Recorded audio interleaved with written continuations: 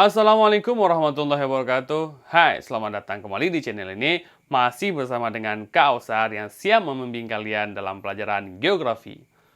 Pada kesempatan kali ini kita akan membahas sebuah fenomena geografi yaitu siklus hidrologi. Mari simak penjelasannya.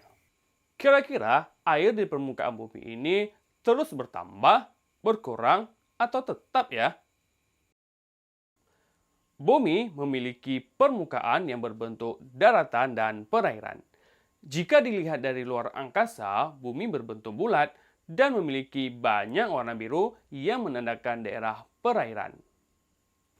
Hidrosfer berasal dari kata hydro, yaitu air, dan spiral, yaitu daerah atau bulatan. Hidrosfer dapat diartikan sebagai daerah perairan yang ada di permukaan bumi. Daerah perairan meliputi samudra, laut, danau, sungai, gletser, air tanah, dan uap air yang ada di atmosfer. Hampir 3/4 permukaan bumi tertutup oleh air.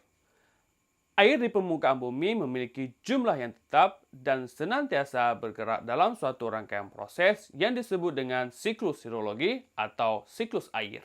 Terjadinya siklus hidrologi disebabkan oleh karena adanya proses-proses yang mengikuti gejala meteorologis dan klimatologis. Adapun tahapan siklus hidrologi adalah sebagai berikut. Tahapan pertama pada siklus hidrologi yaitu evaporasi. Evaporasi adalah perubahan air menjadi gas pada lingkungan abiotik dan menguap ke udara disebabkan oleh panas matahari. Sekitar 80% penguapan yang terjadi di permukaan bumi berasal dari penguapan air laut. Selanjutnya terjadinya proses transpirasi, yaitu proses pelepasan uap air dari tumbuhan melalui stomata dan lentisel. Ternyata tumbuhan juga menyumbang uap air ke udara walaupun jumlahnya tidak terlalu banyak. Setelah kedua tahapan tadi terjadi, maka tahap selanjutnya yaitu terjadinya proses evapotranspirasi, merupakan gabungan proses evaporasi dan transpirasi. Gabungan kedua tahapan itu akan membuat uap air terkondensasi di udara. Kondensasi adalah suatu proses yang merubah uap air menjadi bintik air akibat pendinginan. Sering kan lihat awan bergerak? Nah, itulah yang dinamakan dengan adveksi. Adveksi yaitu transportasi panas dan uap air dari satu lokasi ke lokasi yang lain disebabkan oleh gerakan udara mendatar. Sehingga menyebabkan awan-awan saling bertemu dan menyatu satu dengan yang lainnya. Oleh karena itu, massa uap air dan bintik-bintik air akan lebih berat dan akan jatuh ke permukaan bumi. Siklus selanjutnya adalah presipitasi, yaitu segala bentuk curahan dari atmosfer ke permukaan bumi, baik berupa hujan air, hujan es, dan salju.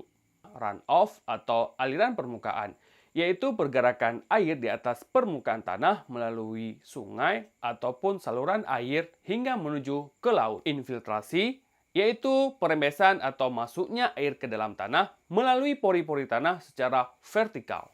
Yang terakhir yaitu perkolasi, yaitu merembesnya atau masuknya air ke dalam tanah melalui pori-pori tanah secara horizontal.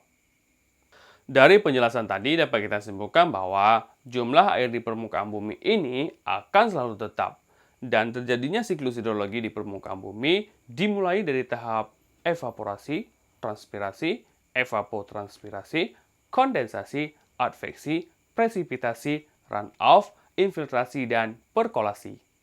Cukup sekian pembahasan dari kakak, lebih dan kurang kakak mohon maaf. Dan terima kasih telah menonton video ini. Assalamualaikum warahmatullahi wabarakatuh.